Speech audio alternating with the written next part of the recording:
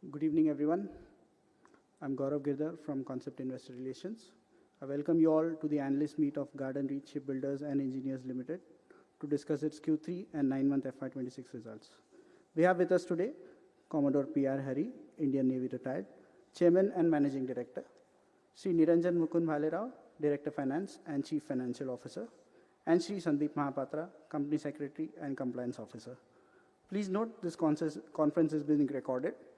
I would now like to hand over the floor to Commodore P.R. Hari, sir, to give his opening remarks. Sir, over to you. Thank you. Thank you, Gaurav. Once again, good afternoon, ladies and gentlemen.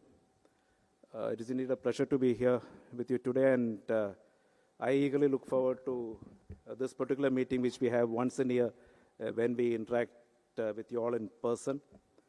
And thank you all for attending this conference to discuss our financial results of your company for the quarter ending 31st December 2025 and the 9 months ending 31st December.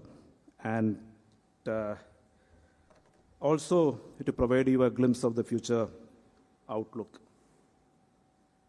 As I normally do, I shall first touch upon the financial highlights, then provide you all an overview of the physical performance that has translated into this financial performance, then touch upon the current order book status, and also an update on the projects that we are currently executing, and then give you a glimpse again of the future outlook and also our expansion plans.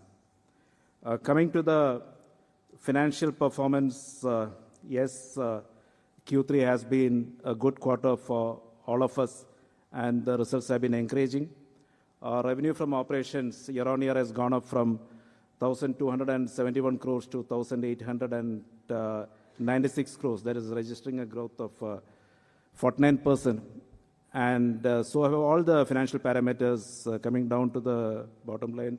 Our profit after tax has moved up from 98 crores during the last, that is Q3 FY25 to 171 crores during the current, recently concluded quarter. That is registering a growth of 74%. If you take the 9-month period, I'll just put things in perspective. Our revenue from operations so far has been 4,883 crores.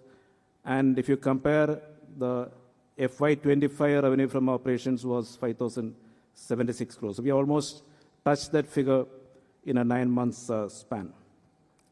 So on the whole, Q3 and the 9-month period has been interesting, good, and I can assure you that better times are yet to come. This financial performance is, of course, obviously the result of a strong physical performance. And again, to place things in the right perspective, we have delivered 5 major platforms, that is ships, during the last 9 months. That is the first 9 months of the financial year. And that is translating almost a ship every 2 months. These include one frigate P-17 Alpha, 3 anti-submarine shallow water crafts, and 1 survey vessel. And the way the projects are progressing, we intend delivering 3 more major vessels in the next 3 months. All the major projects are progressing satisfactorily, I should say. I will just give you a glimpse of the ongoing projects. And before that, I'll touch upon the order book. Our order book position as of 31st December is 18,482 crores. And interestingly, this is the first time we are dipping below 20,000, which is a good news for you, which means our execution rate is picked up. I've been attending investors meet. This is the 13th quarter since 2022. I think we did the investors meet, of course, in virtual mode sometime in April 2022. So this is the 13th quarter on a trot where we are showing year-on-year growth. Now, I mentioned the order book position is 18,482 crores, and this comprises of 10 projects consisting of 42 platforms. And these include 4 projects of the Indian Navy, the P7 Alpha projects. We have delivered one of the 3 ships, and 2 more ships are under construction. The second ship has almost touched 93% physical progress, and we intend delivering the ship in the next 3 months. That is one of the ships which I mentioned that we'll be delivering in the next 3 months. The third ship of this project is on track, and this calendar year we'll be delivering the third ship. Coming to the next project, there is a survey vessel large project. It is a 4-ship project.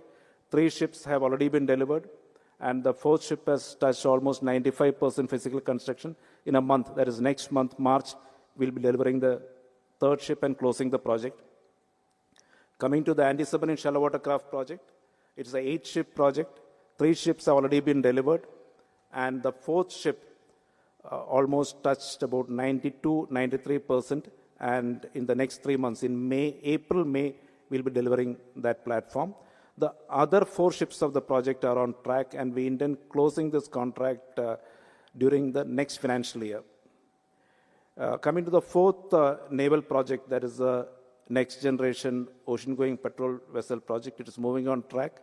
The deliveries will start from 2027, that is financial year 27-28, and culminate, it's a 4-ship project, and culminate in financial year 28-29. So far, the progress of the project has been good, with the first 2 ships having achieved almost 60% progress, and the next 2 about 45-48% progress. Now, in addition to these defense platforms, we are also executing one project for the government of West Bengal. It's a small project, but a very interesting project that is for hybrid ferries. It's a 13-vessel project, and 2 different sizes, 7 ships of 100 passenger and 6 ships of 200 passenger. We will start commencing the delivery during this financial year, that means the coming financial year, with the first 2 vessels will be delivered during the first quarter, and that project will be closed during the first half of FY28. We are also doing 3 different projects of research vessels.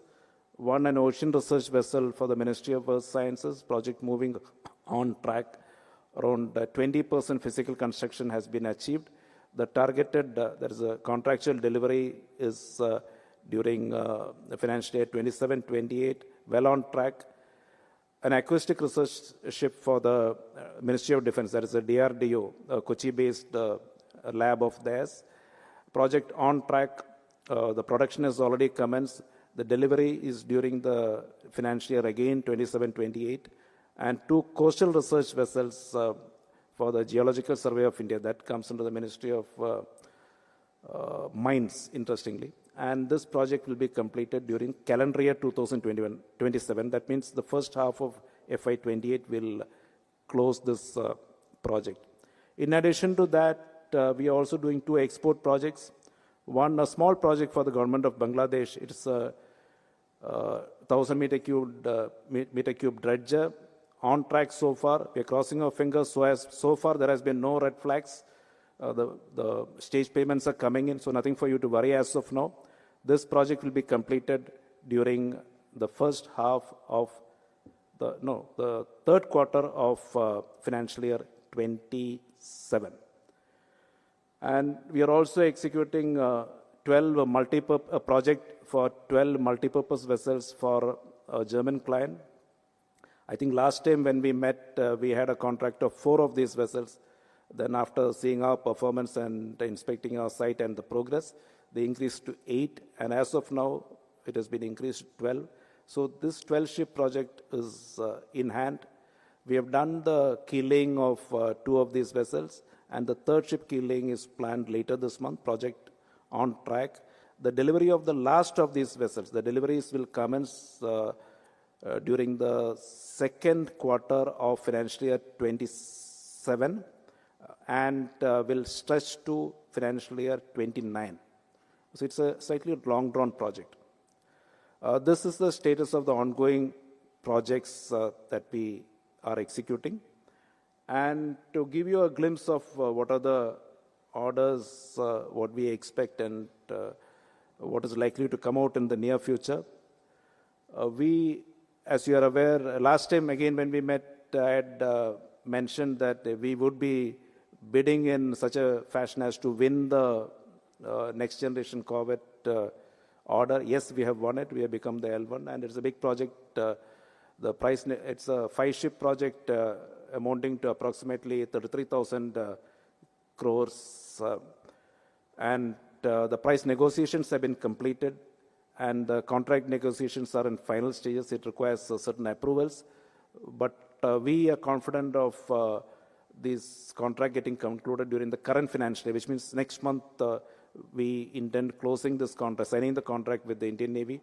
They have also indicated that the approval process is well on track, which means we are hopeful and confident of ending the current financial year with an order book around 50,000 crores.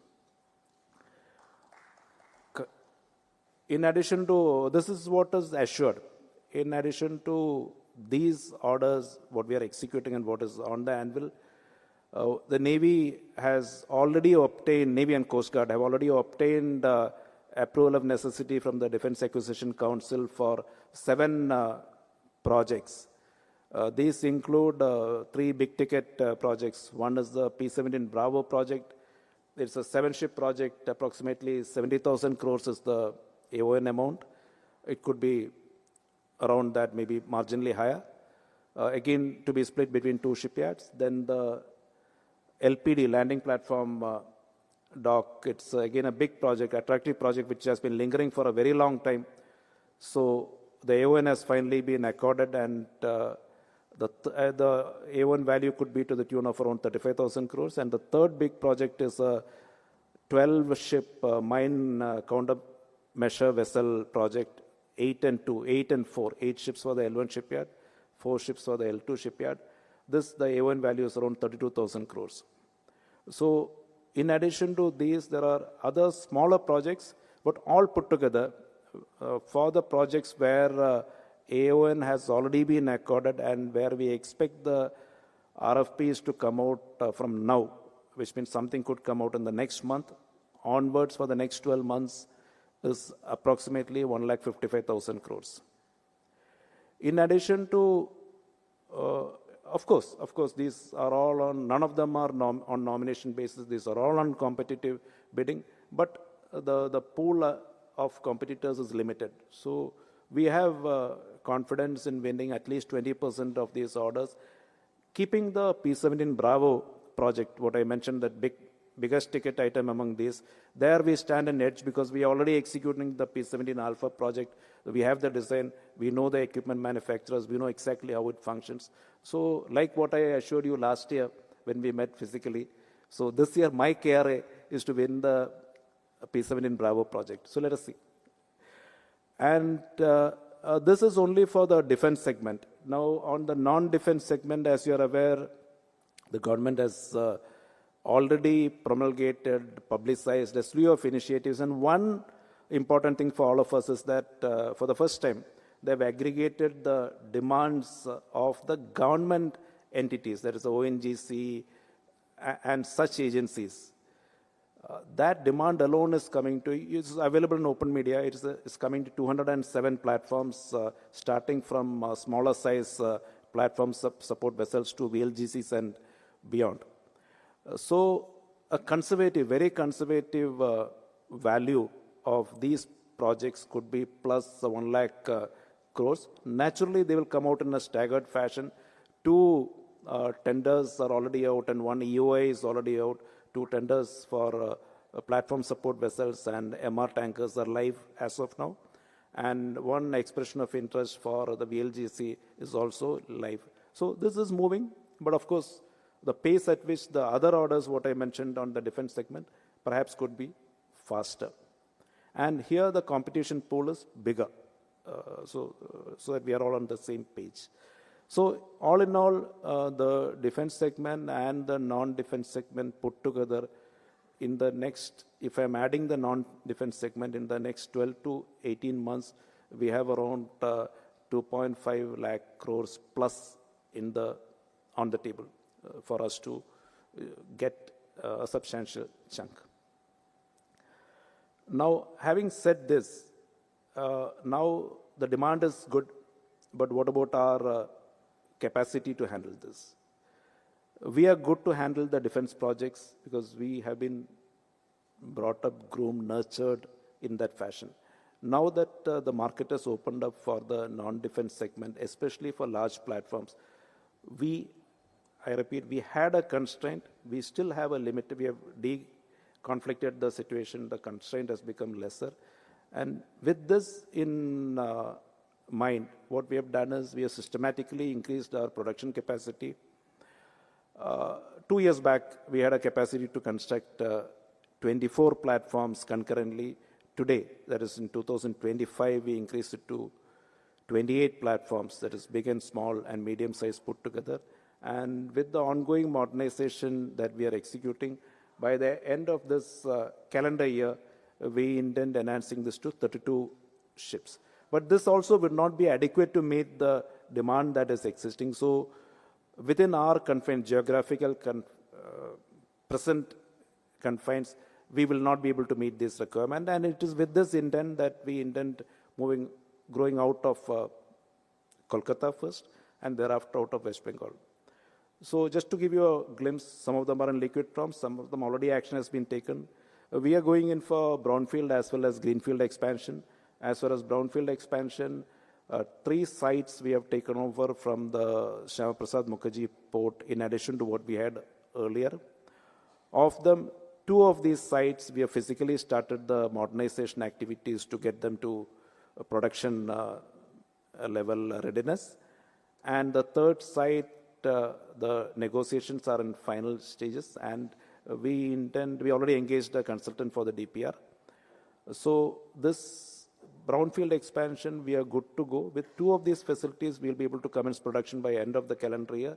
And the 3rd facility, which is a bigger facility, we expect the production to commence there after the modernization efforts are completed in a span of 2 years. This is what we are planning within West Bengal, but even that is not good enough. So we have moved ahead with finalization of sites, 2 sites in Gujarat, 1 in Khandla and 1 near Bhavnagar. The one is with the government entity. We are partnering a government entity for the Khandla site and a private entity for the Bhavnagar site.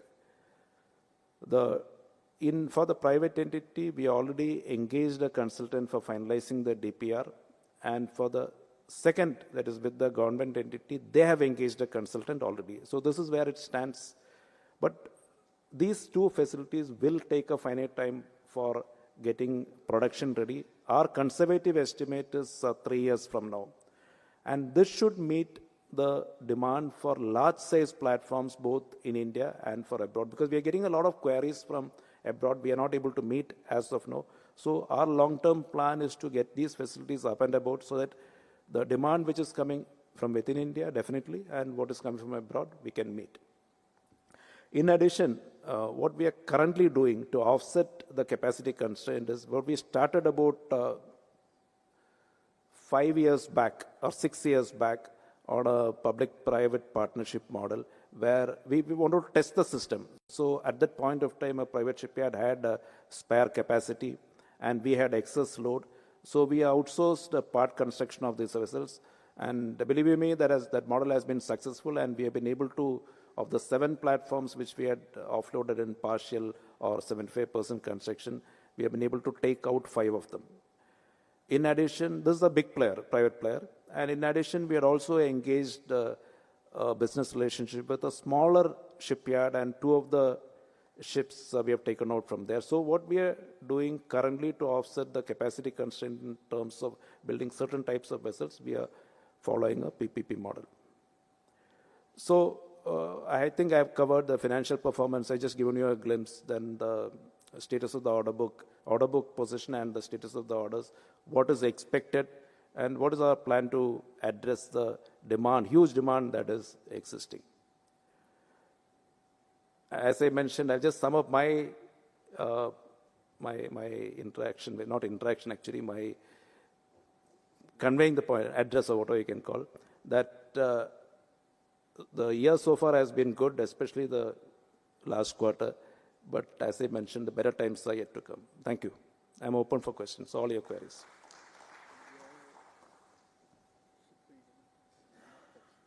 Thank you, sir.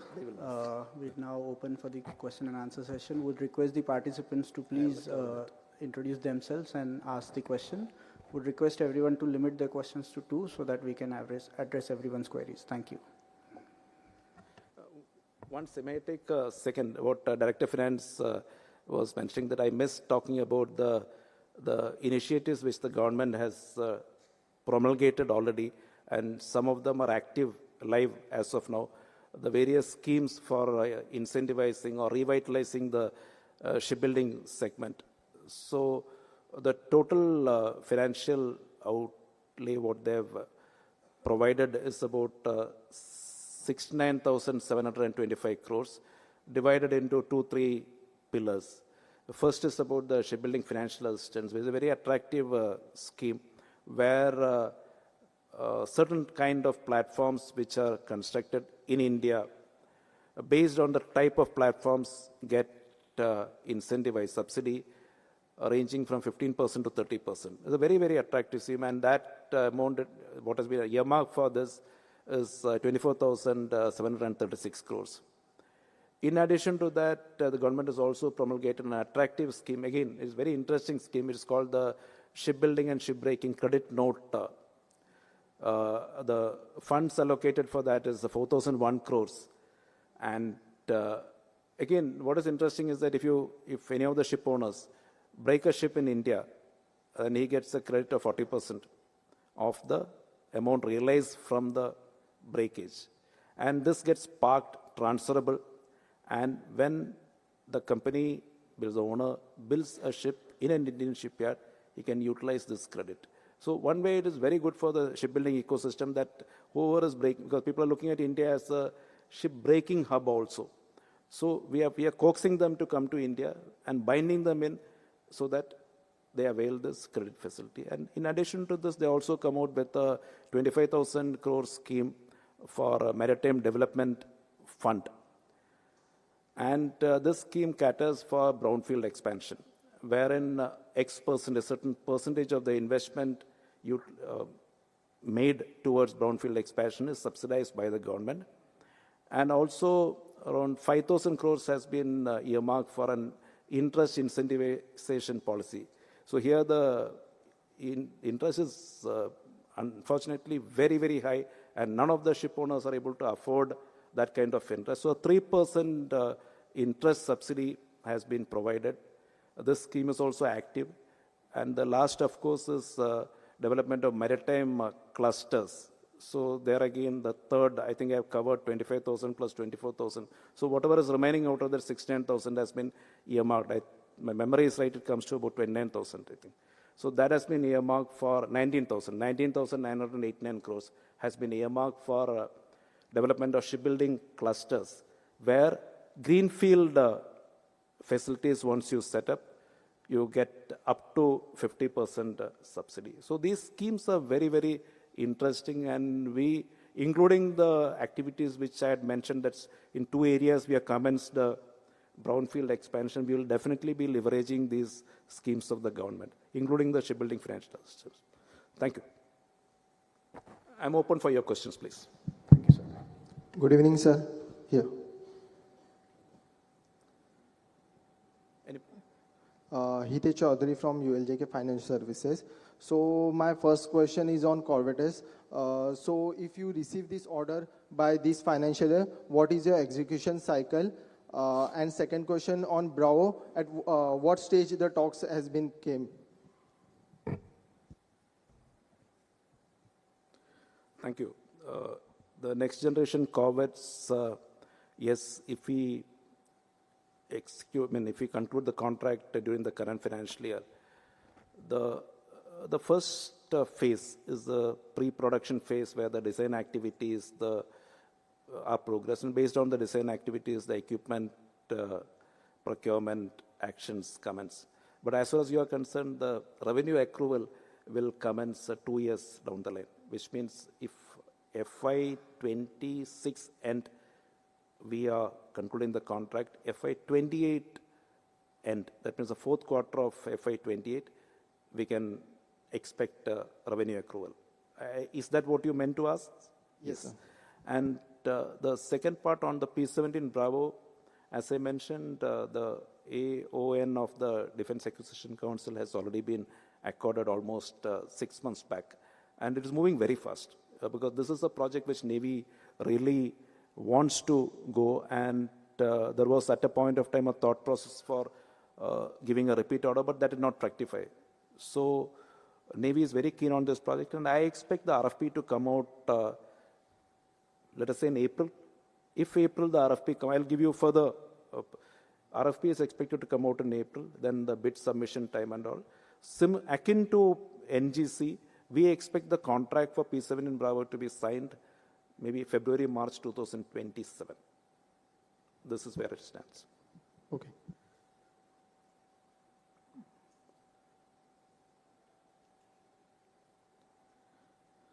I think they are muted your mic, sir. So you must be asked. Yeah. Sir, first of all, thanks for meeting, as usual, every year. And as usual, increasing the order, except this year. Sir, sometime back we had a MOU with Swan Defense. And we don't know anything about what is the kindly elaborate on that Swan Defense. And recently, few days back, you have a tied up with Hindustan Shipyard. So what is the position for these two entities? So you said except this time order book, but I can assure you, I know. by end of the financial year, we'll surpass Cumulative of all last 3 years. last 3 years. Yeah. We'll be able to touch that. Having said that, yes, we have a live MOU with Swan Defense. The intent of this MOU was for bidding and executing large platforms, the platforms which we cannot handle at our premises. So we are in discussion with a couple of foreign owners for vessels above 250 meters length. Like as you fully would appreciate, some of these negotiations take as long as 1 year. The contract discussion, some tender conditions, not tender, the contractual conditions, something which we don't agree. We are in discussions with the contract. I mean, the MOU is very much live. We expect this to see light of the day, I mean, translating into an order in the next financial year. So it is live. Coming to HSL, we have signed a consortium agreement with them, an MOU with them very recently. This is with an intent to put our hat in the ring for the LPD project. Because we as GRSC, purely because of the dock size, we would not have been able to bid for that. So with this MOU, we'll be able to bid, because you may be aware from the media reports that Swan had an MOU signed with MDL for this project. Yeah. So the moment we realized that we didn't want to miss the bus, so we caught hold of HSL, and with HSL we have signed an MOU. It's a good, let us say, way ahead for both the shipyards, our expertise and their infrastructure availability.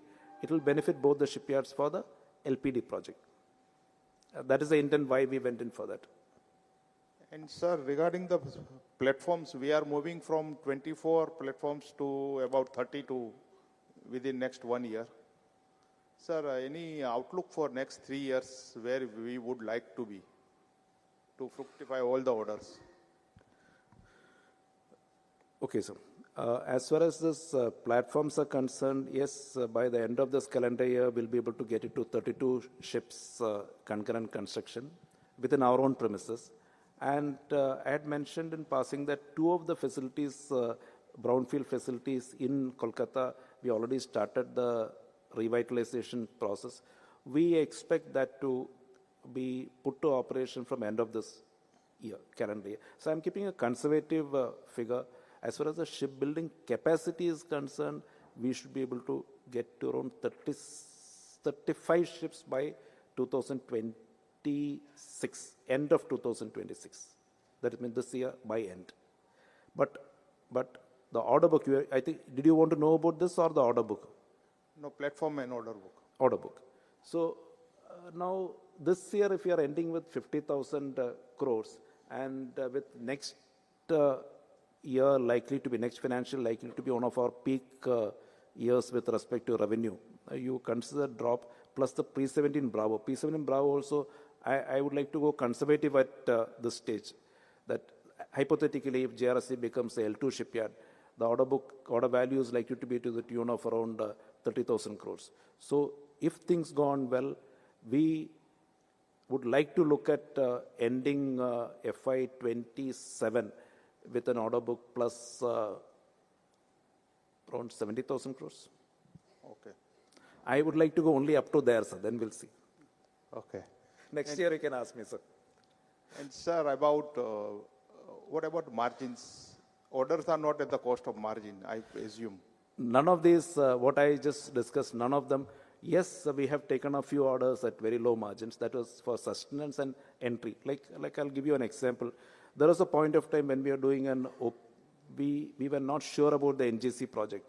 So we had to take a couple of orders to sustain. So we had taken them at low margins. The first, I don't know whether you remember or not, the first ferry project that we took, the electric ferry project that we took, very small project, but we took it at, actually we subsidized the project. It was to make an entry. But right now, having consolidated our position in both the defense shipbuilding as well as to an extent in commercial shipbuilding, margins will be, let us say, healthy. It will not be at the cost of, order book enhancement will not be at the cost of margins. I think that answers your question.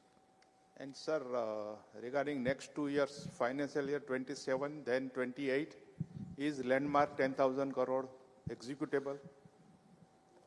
28, 10,000 crore. So this year, I'll put it, last 5 years we have been able to provide a CAGR of around 25% plus. This year, I think in my opening statement I had mentioned that in 9 months we have touched 4,883 crores. So, and this quarter is also going to be healthy. So with that, again we'll be able to provide a CAGR between 25 to 30% in this financial year. Next financial year, that is FY27, is going to be a peak year because that is when one P7 Alpha would have just come out now. I mean, maybe by April means we'll get a substantial amount there. But the last one will definitely come out during FY27. So 27 is going to be the peak year. Okay, I'm putting in a roundabout fashion, but that is a... Okay, thank you. Yeah. Hi, sir. This is Harshit from Elara. Could you please give us a order book breakup in terms of the ship-wise order book breakup? I have to turn this down somewhere.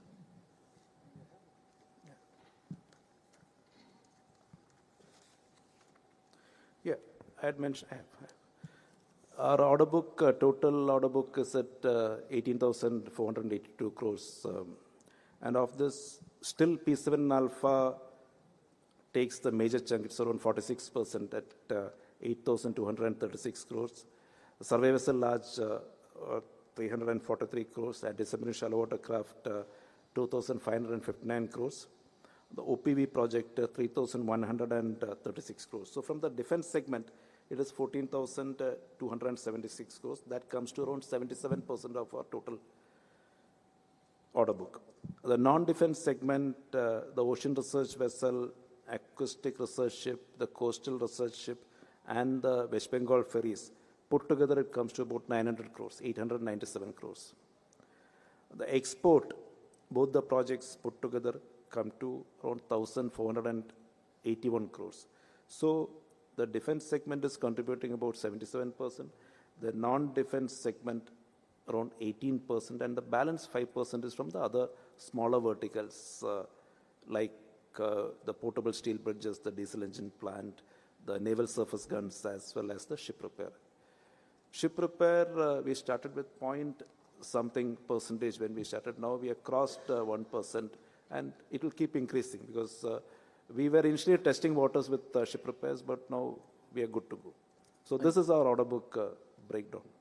Thanks for sharing, sir. So just added question here. In the just in the order book which you mentioned at the year end that you want to reach 70,000 crores, are you assuming 50. This year and 50. But next year will be 70. Next year is based on an assumption that we are getting the P17 Bravo at least as the L2 shipyard, and if we get that, then that is a figure which would automatically arrive at. Right. But in history, sir, we haven't seen any tender in shipping which has come out and got, execute as in, got awarded in a year's time frame. Look at the NGC order. So is there something that you can tell us that progress has been very good, or, it's an extension of the earlier order, so the timelines are much lesser? I'll explain. See, you are absolutely right. There was a time when the tender used to come, then it used to take 1.5 years. We ourselves have got, we have also experienced similar, like the OPV tender. From the time L1 declaration to contract signing, it took 1 year. We got declared in somewhere 2022, 23 we signed. But you see the P17 Alpha project, NGC project. The tender was out in August. The L1 was declared in October, and now we are almost good to go. So definitely there is an improvement because there has been a total change in the way, at least my ministry is pushing the cases. So again, I would like to reiterate, if the RFP comes out in April 2026, then the contract signing would happen in the next financial year. Okay, sir. Okay, that's a good news. And sir, third question is just on the tie-ups which you have done, one on with Swan and the other with SL, Hindustan Shipyard. Now, who will get the technology, sir? As in, we have to look at foreign companies for a tie-up for getting technology either on the commercial side or on the LPD side. So, because who will be getting the technology? So, that remains the key. You got the, the depth, now you got the capacity, but where will the technology come from? See, as far as the medium-sized platforms or less complex platforms like what we are doing or what is being currently executed by the Indian shipyards, there is no need for a technology partner. But like Kochi is building certain hybrid vessels, they don't need a technology partner for that. My vessels, what I am building or what MD is building, we don't need a technology partner. We are fully good to go. But for the LPD project, or the VLGC project, the VLGC EOI conditions itself stipulate that an experienced and proven VLGC manufacturer. So we got to collaborate with perhaps a Korean company who has built. So there would definitely be a need to collaborate for the design of a VLGC. And there again, the positive aspect is that naturally it cannot go on forever. That could be for the first project. For the next project, the Indian company, Indian shipyard, whoever is doing it will have competency. Similarly, for the LPD project, because it's a complex project, there would be a need for a design partner, which we have identified together along with our partners. Okay. Thank you, sir. Thanks for answering all the questions. Thank you. Sir, Ashok from Eklavya. Sir, we have done 2 tie-up with Hindustan Shipyard and Swan. So are we through the requirement of next 5 years with 2 tie-up, or still we are prospecting much bigger than this? See, these tie-ups are with the specific intent. The intent of having a tie-up with Swan, its intent is, because it is still active, is to handle large size commercial vessels which we cannot physically handle, purely because of infrastructure constraints. I mentioned that a couple of foreign projects are still in liquid form, discussions are in progress. It is, as far as HSL is concerned, it is with an intent to qualify us and use our expertise, their facilities for the LPD project. There would be a time. I had more or less stated our expansion plan, though I had not given the capacity in terms of size of dock and all this stuff. But with once we develop this capacity, which will take a finite amount of time, let us say 3 years, for a full-fledged operational readiness 5 years, then we would use these partnerships only to supplement them. We may not need them because of capacity constraints, but if we get excess load, we can utilize spare capacity of other shipyards. Right now, these are specific to one for a SWAN for large size commercial vessels and with HSL for LPD and similar platforms. Are we looking at still some tie-up? At this juncture, no. Not bigger size? No. No. At this juncture, no. I'm talking about bigger size only. See, in India, there are shipyards which capacity, infrastructure capacity, one, SWAN has got the biggest dry dock available, it's around 650 meters. L&T has got certain capacity, which is slightly more than us with respect to size of ships, not number of platforms. I'm only speaking about size. And of course, HSL. So we already have tie-up, one active with L&T, which we are not tapped so far, one with SWAN, and of course with HSL, what we mentioned. So nothing NCLT or Bharatiya Shipyard or something like nothing like that. NCLT, any projects? No, nothing like because that. what is available in the yards which have either undergone NCLT or which is still, see, they are just not adequate to meet the expectations or the requirements. No, absolutely no. Thank you. Hi, sir. Here, Amit Anwani from PL Capital. So, first question on the capacities, which you said from 24 to 28 and 32, and by end of this CY 35, plus the two capacities you said probably in Gujarat. So, first question is will the Gujarat capacities will be jointly developed, and with that capacities plus 35, what would be the number of vessels will be able to produce? And you said 3 years, I think, for Gujarat at least. 3 years, it's a very optimistic figure. Again, for creating a shipbuilding facility, one is putting it to operation. We can start manufacturing. But for a full-fledged facility which has got end-to-end capability, which means starting from plate cutting to ship launching to delivery, I'm talking about large-size platforms, it takes 3 to 5 years. I have gone this side of the 3 to 5 years band so that the production can commence there. So if you take a mid-path of 4 years, let us say 4 years, for both these facilities to come up, then in that case, we would be having a capacity to build around 12 ships in these facilities, large size ships. That is the aim. Ultimate aim is large size ship, VLGC or above. I mean 300 meters, around 300 meters length vessels, 12 of them between these two facilities, while utilizing the existing facilities for the weapon, that is defense platforms and the smaller multi-purpose vessels and so on. So 12 vessels is what we are targeting in these two facilities, large size vessels. In a span of, I put a band of 3 to 5 years. That's all I can say at this moment because the DPR is still not confirmed. I mean, it's not yet out. So we don't know the real timelines, but based on our experience, it could be between 3 to 5 years. So in terms of pipeline, which you highlighted, 1.5 lakh for defense and about 1 lakh for non-defense, what is the number you're looking for yourself in line with the capacities you're creating? So cumulatively, what is a broad number or conversions you're looking for in next 2-3 years? See, this mix of 7 projects, I don't think I mentioned the 7 projects, I just highlighted 3 of them, big ticket items. These 7 projects alone comes to 1,55,000 crores to be exact, 52.5 or something. So these comprise large platforms like P-17 Bravo, the LPD, and the mine countermeasure vessels, plus smaller platforms like interceptor boats and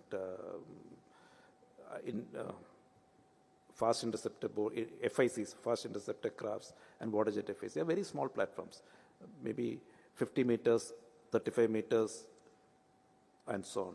So these can easily be handled with the existing facilities or through a partnership yard. So in a nutshell, with the current capacity what we have or what we are going to have by end of this year, the projects which I'm only speaking about this 1,55,000 of defense alone, we will be able to handle if we get P7 alpha and around 20% only of the balanced projects. Coming to the other segment, that non-defense segment which I mentioned, approximately about 1 lakh plus crores, they contain large size platforms. For that, at this juncture, we may not be able to handle them within our premises. It is with that intent that we are getting into partnership with a couple of shipyards. When our facilities come up, let us say in 3 to 5 years, again around 15%, because here the pool of competitors is large.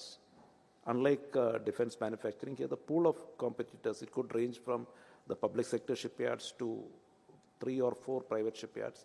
So considering that, I'm keeping a very conservative figure of around 15% of these orders at this stage, directly, and baki through the collaboration with others. Sure. So you mentioned about the outsourcing models. I just wanted to understand in terms of capability building for you and the volumes of orders you're looking for. What is the indigenous component now, and with the new book massive orders coming in, will it require some imports, or so you can highlight on all this aspect in terms of capability building for the upcoming book? Yeah. See, as shipbuilders, we are primarily platform integrators. The customer, be it a private customer, domestic, abroad, or a defense customer, in 90% of the cases, 95% of the cases, they indicate, they say, I need a platform, let us say a frigate, or if you go to the commercial shipbuilding segment, they say a multipurpose vessel. They indicate the equipment. To the extent, private players, they say, I want so-and-so engine from so-and-so manufacturer. In case of defense system, they say, I want so-and-so engine from 1, 2, 3 manufacturers, one of the 3 manufacturers, a weapon system from so-and-so, so-and-so. Therefore, as platform integrators, our responsibility is to get the best commercially beneficial for us and also meeting the customer requirements, one. But the government thrust is very much on indigenization. So we play a major role in promoting Indian entities who are into indigenous manufacturing. Having said all this, the indigenous content of the 3 projects that we completed in the last 5 years, completed means done and dusted, it's plus 85%. The balance 50% so far is coming, it is comprising mostly of the propulsion package, where India still does not have the maturity yet, technological maturity yet, to do a fully indigenously developed marine diesel engine, marine gas turbine, and weapon systems to an extent. So this is where that 15% gap is coming. Now again, on a positive note, the government is very serious about indigenization. Already you must be aware of the schemes called Make 1, Make 2, Make 3 and so on. So a Make 1 means it's a government-funded project to incentivize the indigenous manufacturers. The propulsion engines are getting indigenous, but we as a nation must have patience, because it takes a finite amount. It doesn't come like a switch on. It will take 3 to 5 years for a product to get developed. When that gets developed, naturally the indigenous content will increase. As far as weapon systems are concerned, there is a tremendous improvement in the indigenous content in the weapon systems. I mean, I'll just give you an example. Like when we got into this naval surface guns, we got into the naval surface gun project about a year and a half back. We had to collaborate with a foreign partner, that is to make entry into the market. And an Indian firm, around 10 Indian companies are involved in the component manufacturing as of now. It's a success. 60% plus indigenization has been achieved. But we had the patience, and so had our customer, that the Navy had the patience. So that's where we stand today.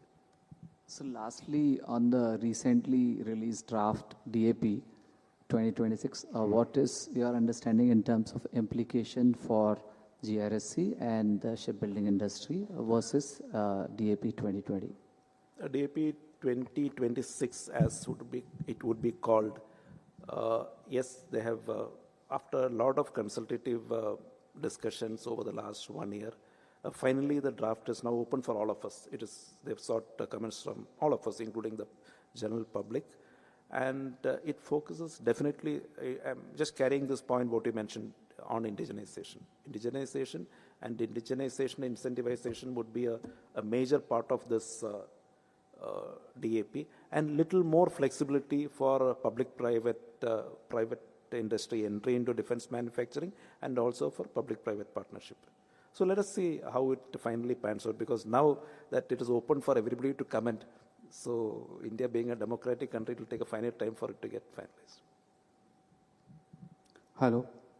Hi, sir. Vikas from ISEC. So just one question. Do we run a risk of commodity price inflation eating up our margins? Commodity price increase has got minimal impact on our margins, because in our case, in a project, if you take 100% as a project cost, around 65% come out of equipment.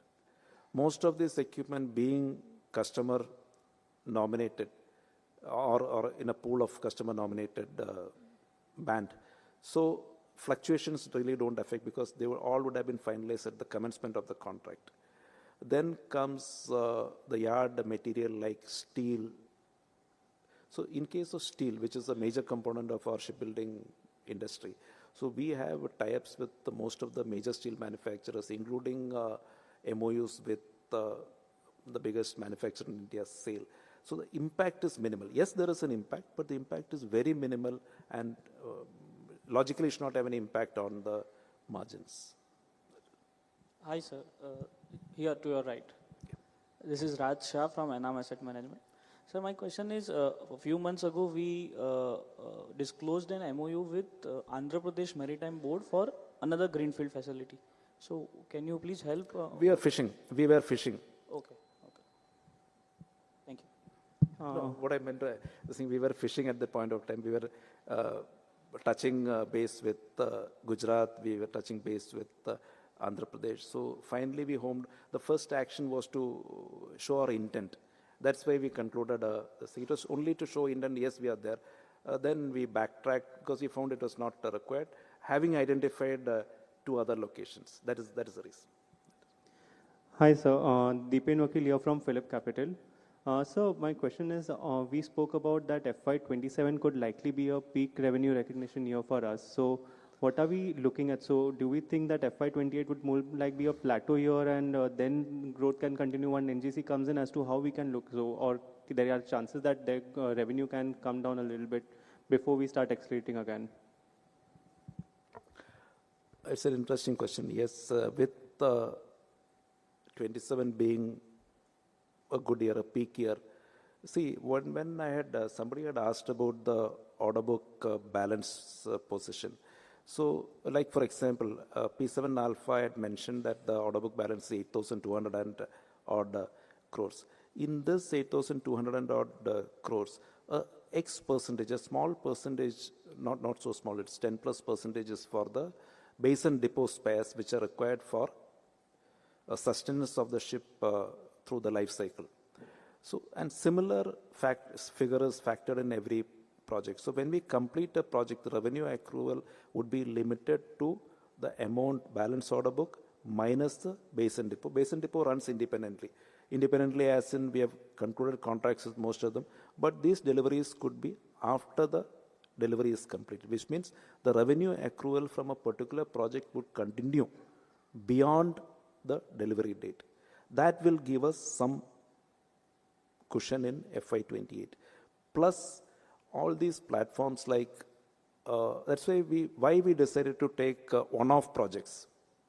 We had no reason, because when we had the big projects in hand, it was with a strategic intent that we went in for one-off project.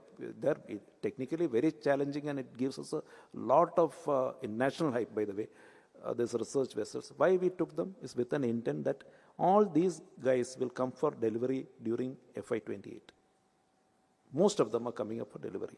Multi-purpose vessels, a series of them will get delivered. At least 3 of them should get delivered there.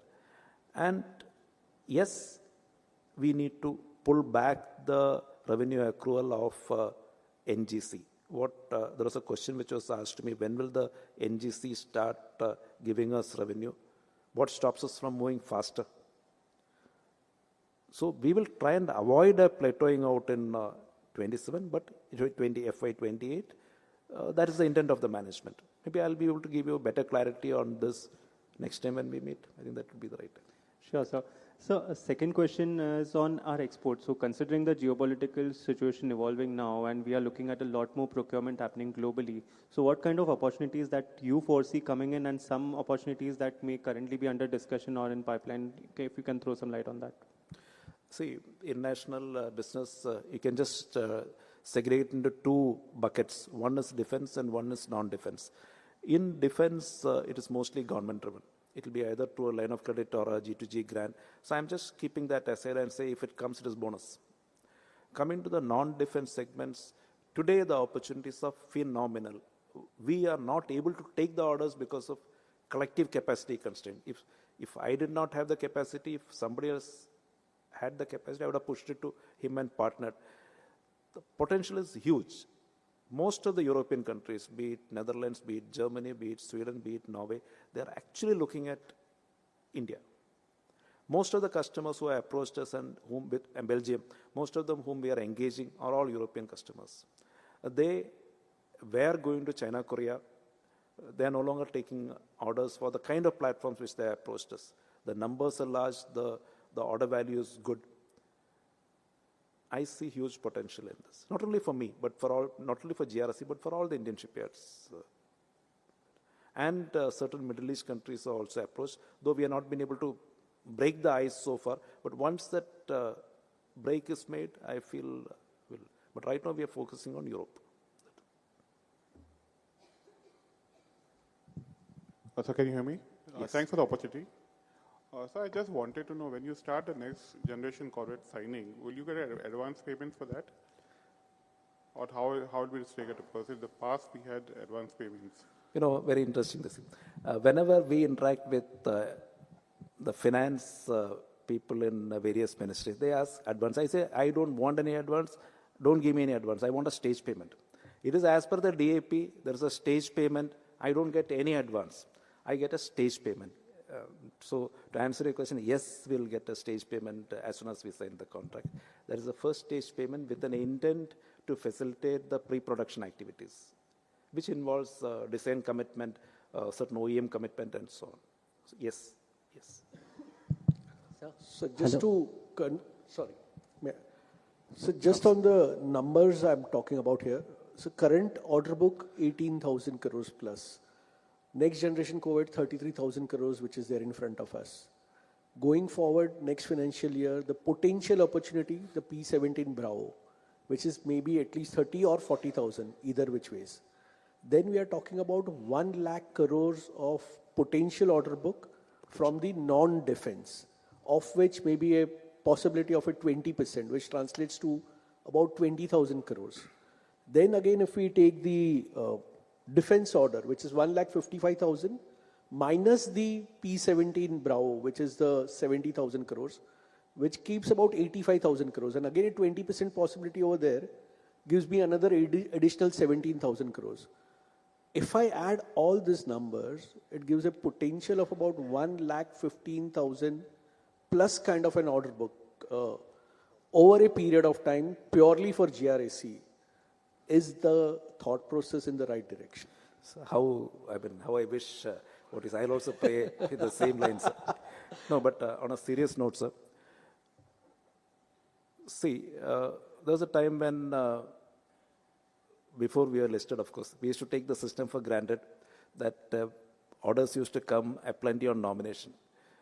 That now every order is on competition, except what we work and get from the foreign clients. All these what you talked about, they are all on competition. And today the field has expanded. So we are there. Plus, along with us, my 4 sisters, that is MDL, GSL, Cochin Shipyard, and HSL. Plus comes Larsen & Toubro Shipyard. Now they have matured. And Swan fledgling, I mean, they're coming up, plus a couple of small shipyards like Shaft, Chogle, of course, maybe to a limited extent. Plus there is a shipyard in this place, in my city, Kolkata, Chittagong shipyard. So the field has expanded. Theoretically, what you're telling is perfect, sir. Like if out of 1,55,000 and if Navy gives the RFPs as what we understand that they should be giving, because their intent is very much there. 1,55,000 minus 70,000. The other of the balance 85,000, there are two major projects, LPD project plus the mine countermeasure vessel project. In the mine countermeasure vessel project, it is 8 and 4. So theoretically, what you are telling is correct. It is purely depend on our bid strategy at that time. I can only assure you that we would be bidding to win the P-17 Bravo, because that is what will keep the company moving for another 10 years, 8 years. So that is a project which will go all out to win without compromising at all on the margins. So it's a big project. And with our experience in P7 Alpha, I feel we are good to go in that.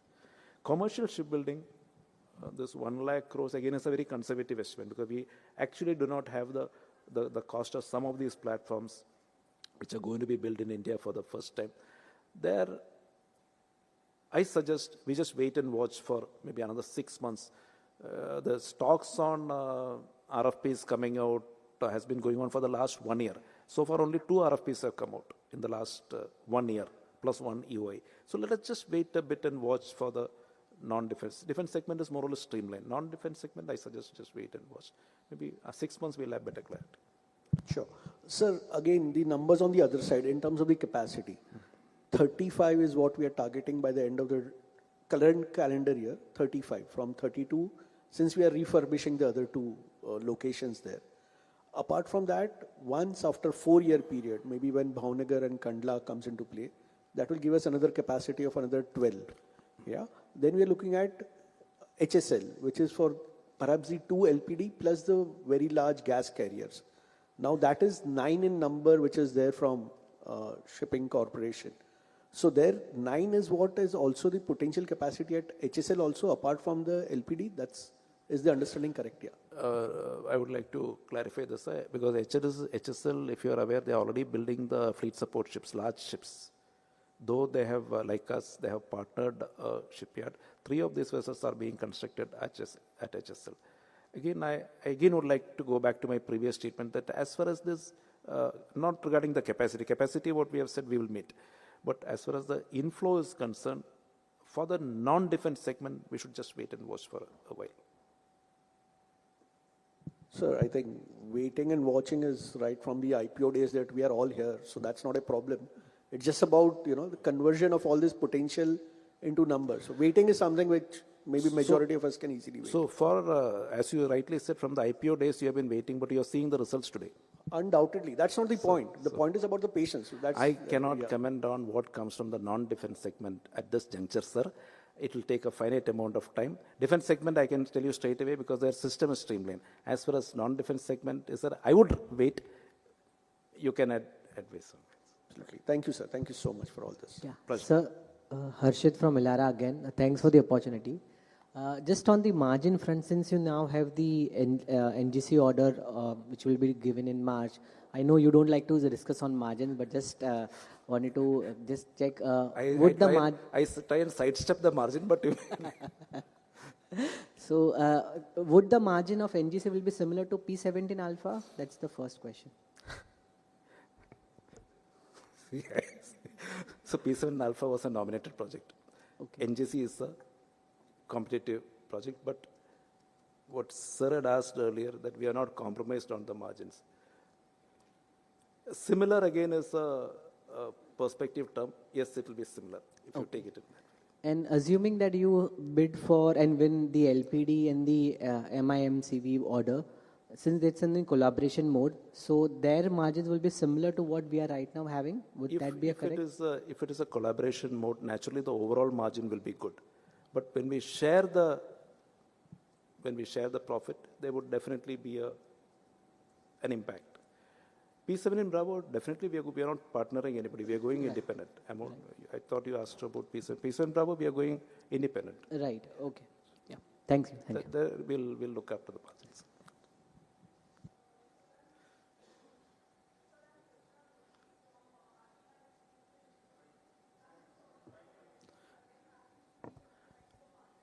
Ma'am, could you? Sir, I'm Krishna Doshi from Ashika Institutional Equities. I'm so sorry, but my question again happens to be with respect to the margins. So between the P17 alpha completion in FY27 and meaningful NGC revenue, which flows in from Q4 FY28 onwards, which will also, so there is also a risk of execution tapering, while we do say that, there'll be some sort of a cushion which will be provided by the other orders. But then what about the margins in those times? In FY28, I partially answered a question on an earlier, based on an earlier query, that all the projects what we had indicated as a cushion for this financial year would have adequate margin to maintain, to sustain the margins we are giving now. The P17, not P7, the NGC, our endeavor would be to pull back means pull ahead the revenue accrual. That's all I can promise. And we also have other verticals like ship repair. To be frank, we are not gone all out. We have taken facilities. We tested waters for a couple of years where the margins are high.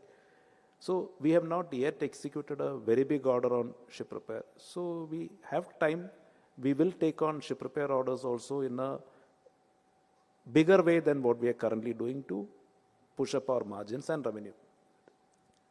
So my second question happens to be with regards to the 30 guns that we are doing. Can you give us some outlook on the same with regards to the manufacturing capacity, margins, and how is the segment supposed to grow in the next 3 to 5 years?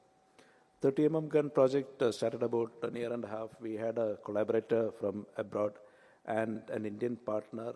And as I mentioned earlier, around 10 local manufacturers getting various components made. Here the margins are good. Margins are, let us say, healthy margins are there. Currently, we got order for 17 guns and all from the Indian Navy. And of these 17 guns, 4 guns have already been installed on board the various platforms, and the sea trials and so on so have been completed. What we, as far as the execution of these 17 guns are concerned, we intend completing this project by mid of 2027. All the 17 guns will be supplied.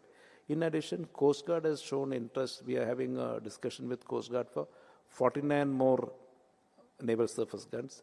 We expect the contract to be concluded by mid of this year. That means in the first quarter of FY27, we intend concluding the contract.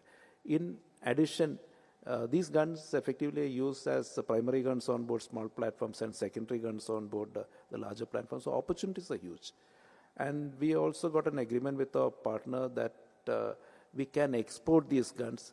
So what we intend doing is once the naval product stabilizes, once they run an operation for more, once they run at sea for more than 6 months, then we'll start our export process. The potential is huge here. And so far, there is no competition in the Indian, so far in this segment, there is no competition. So we see this business picking up in the coming years.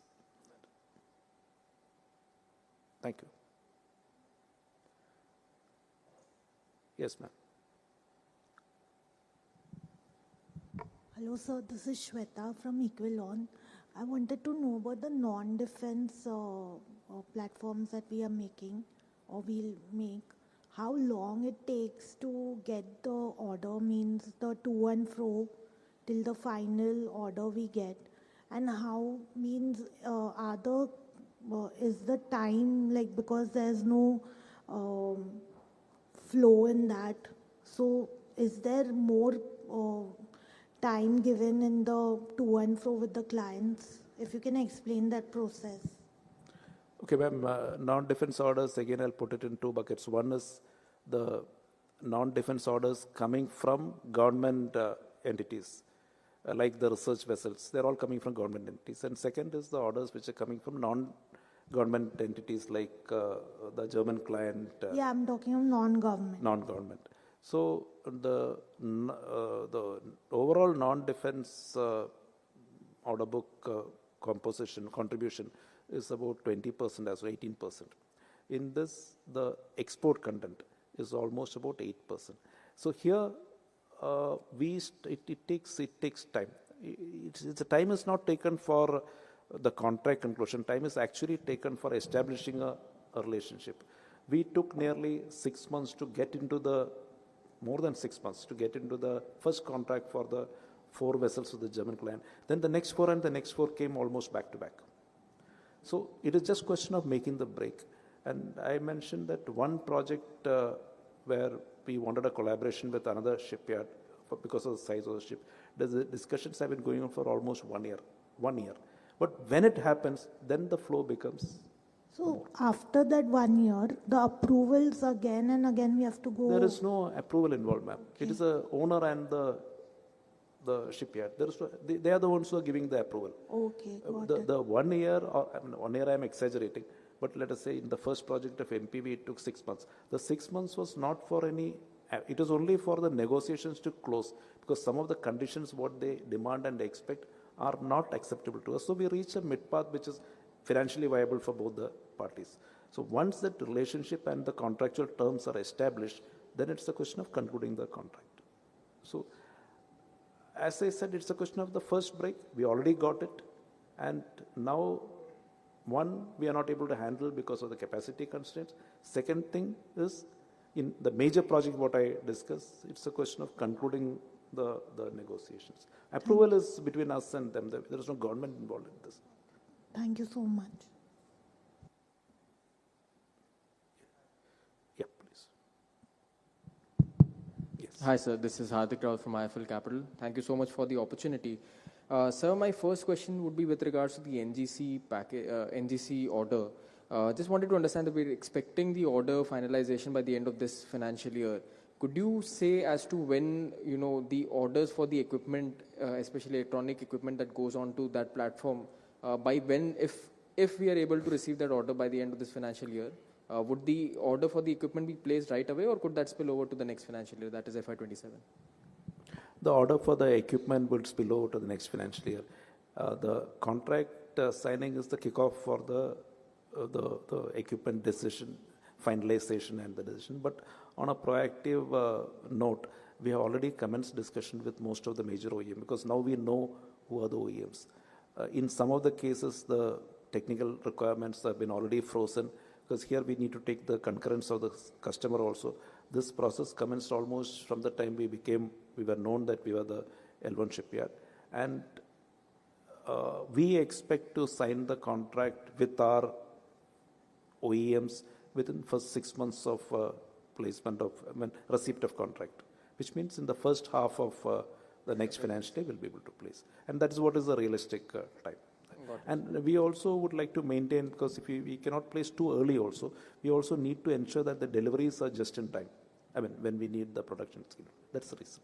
That is helpful, sir. One last question with regards to the NGC execution. Now, we appreciate the fact that, you're looking at the fact that, 27 is going to be a peak year in terms of revenue. And there's not a lot of plateauing of growth in FY28, which is why, an NGC related revenues being booked in 4Q.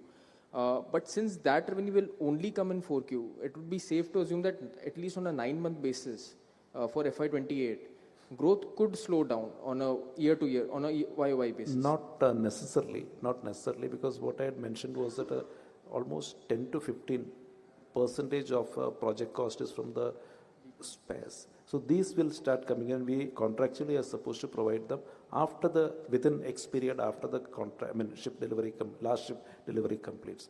So we will be able to pad up FY28 with adequate cushion. At this juncture, no concern. That's all I can say. Got it, sir. Thank you so much. Good evening, sir.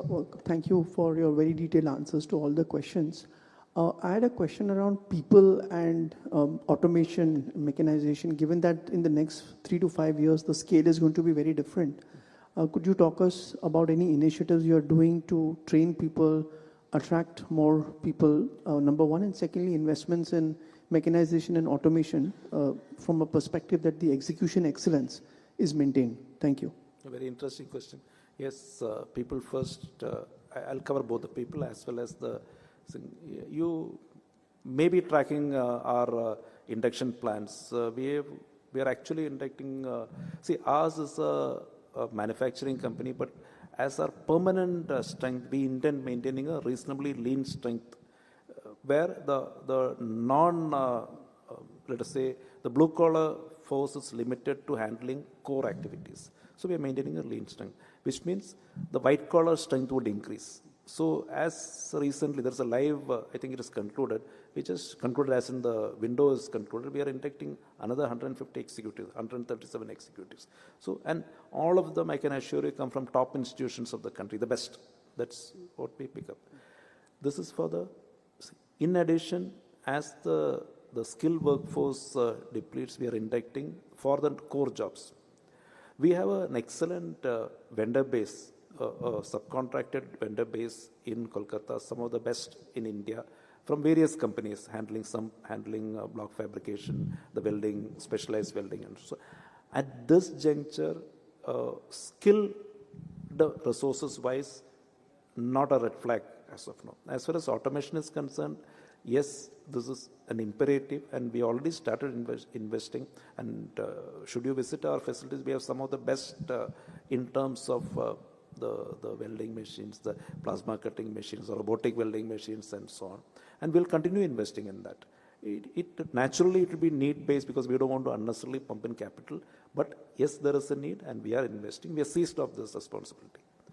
Robotics has also been brought in. We have a robotic welding machine which is being almost used to centum capacity. So there is no issue with that. Thank you very much for your detailed thoughts, and all the best to the entire team. Thank you, sir. Thank you, sir. Thank you. We'll take that as the last question and conclude the conference. I would now like to hand over the floor to Commodore P.R. Hari, sir, for his closing remarks. Thank you, sir.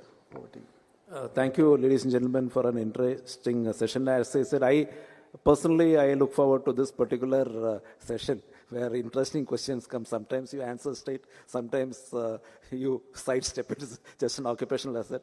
But believe you me, 100% efforts is being put in by the company, and the results are here for you to see.